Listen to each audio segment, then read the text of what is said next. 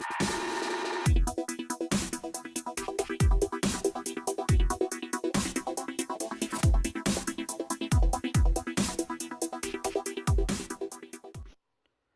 it going, guys? Quick track here. Today I'm going to be showing you guys the Nike SFB Mountain with the Undercover collab. Before we begin, please hit that subscribe button to help the channel out.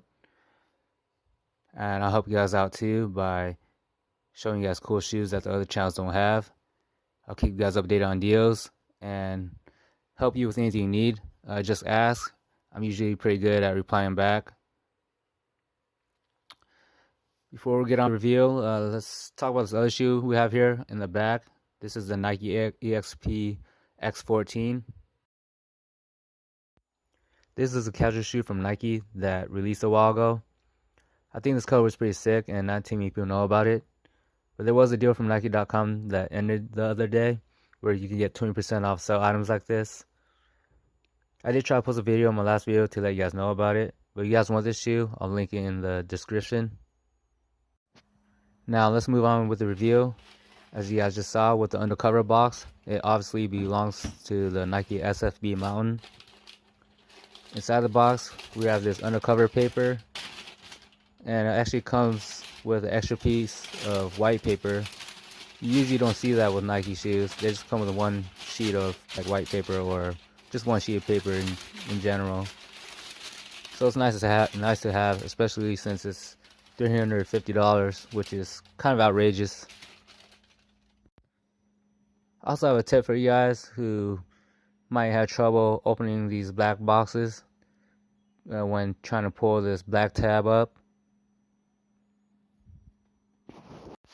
So the trick I use is I stick my finger in between these two spots, and all I'll do is pull up, and it forces the tab to go up.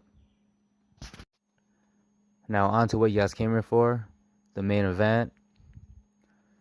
I think this is a great looking shoe, and I think these were kind of slept on, but at the same time the prices were crazy, $350, and I think Nike kind of pushed it by putting the price that high. I think these should have been like $250 at most, but it's a great looking shoe. It looks simple, but when you put them on feet, I think they look fire. I'm not sure how limited these are, but I'm pretty sure they'll go on sale later because of how much they cost right now and people can't afford it. This is the inner part of the shoe. Let's take a look down there at that pattern.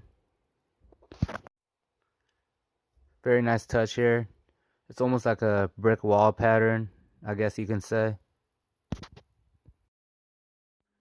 Then on the back of the shoes, we have the rear pull tab that's stitched on, the Undercover logo with Dun Takahashi.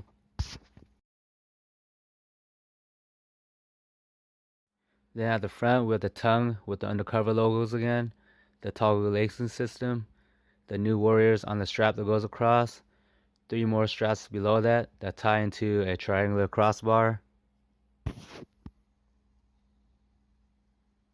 On the bottom outsole, we have the subtle gray speckle pattern going from the front to the back. Not the first time Nike's done this. Here's a look at the bottoms. As you can see, there's still that speckle pattern going throughout. We have some good tread and traction here with that diamond pattern. It looks like it's good for off-road, like the trails. Not sure how I'll do that though, because just the fact that these shoes are so expensive, and I wouldn't want to dirty these up like that. I'm pretty sure they're good for that though, and I'm guessing they have good water resistance. The toggle lacing system works pretty well. Tightening it is a bit harder, but when you loosen it, it goes out pretty easily. All you have to do is pull that middle strap. Then on the insole, we have Nike and Undercover branding.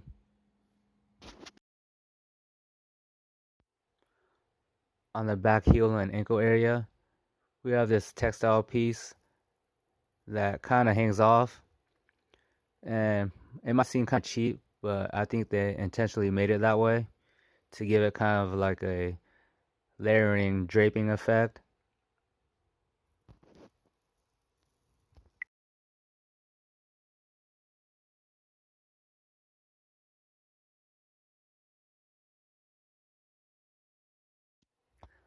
Lastly, I want to get into some of the other details. Here, the tongue, it seems kind of wide. If you have the shoe in hand, you will kind of know what I'm talking about. But it is a little soft and plush. Not super plush, but a little bit.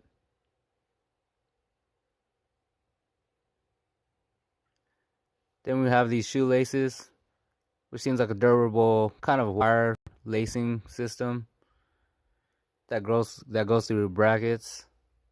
Kind of gives it like a techie look, which looks pretty cool and kind of futuristic, I guess. For sizing, go half a size down from your Jordan Retro shoe size, and you should have a snug fit. We're heading towards the end of the video now, towards the on-feet portion like I usually do. So I'd like to thank you guys for watching. Again, please subscribe, give this video a like, leave me in the comments questions, and I'll try and answer them as soon as I can. And if you don't wait for the shoe to go on sale, or when there's a deal that comes around, I'll keep you guys posted. Just come back and check the comments section. Other than that, I'll see you guys on the next video. Peace.